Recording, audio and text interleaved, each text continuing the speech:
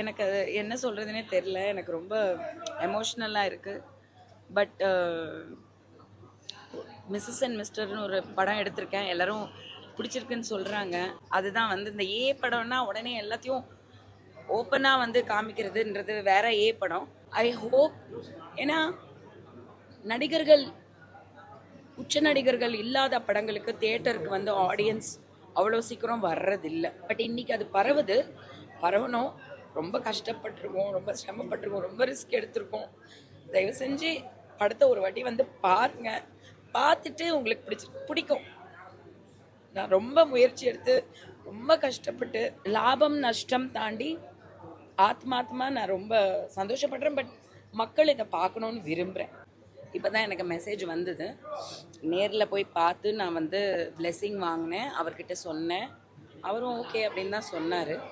அதுதான் நான் வந்து பேட்டியெல்லாம் எடுக்கும்போது கூட நான் வந்து சொல்லியிருந்தேன். அவர் வந்து ஒரு லெஜெண்ட். அவரை மிஞ்சுறதுக்கு மியூசிக்கு கடவுள் மாதிரி. அவர் கடவுளே நம்மளை கோச்சிக்கிட்டா எவ்வளோ கஷ்டமாக இருக்கும்ன்றதை யோசிச்சு பாருங்கள். சின்ன வயசுலேருந்து நான் அவரோட வீட்டில் வந்து லிட்டரலாக வளர்ந்துருக்கேன். ஏன்னா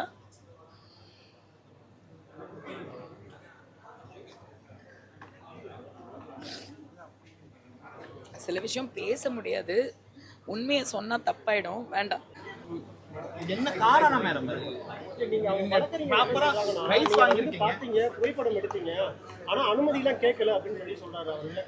இல்லைங்க, நம்ம சோனி மியூசிக்கிட்ட வந்து ரைட்ஸ் வாங்கியிருக்கோம், சரிங்களா? சோனி இப்போது ஃபார் எக்ஸாம்பிள் சொல்கிறேன், நம்ம வந்து ஒரு வீடு வாங்குகிறோன்னு வச்சுக்கோங்க.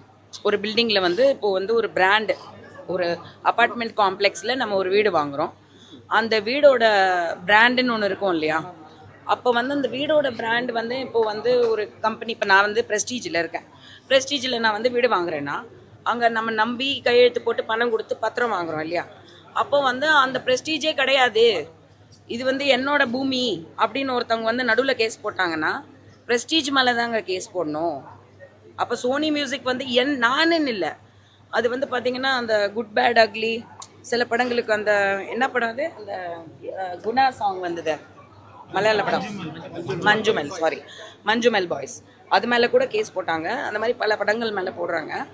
ஆனால் அவர் வந்து ஒரு பேட்டியில் சொல்லியிருந்தாங்க, ராஜாப்பா நான் பார்த்தேன், இந்த மாதிரி வந்து என்கிட்ட வந்து எனக்கு மரியாதை கொடுத்து என்கிட்ட வந்து பர்மிஷனாக வாங்கினா நான் காசு கூட தேவையில்லை, நான் கொடுத்துருவேன்னு.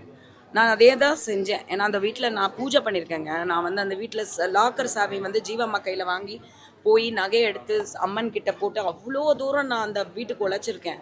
அந்த குடும்பத்தில் நான் ஒருத்தி மருமகளாக போக வேண்டியவங்க. இதுக்கு மேலே நான் சொல்ல முடியாது.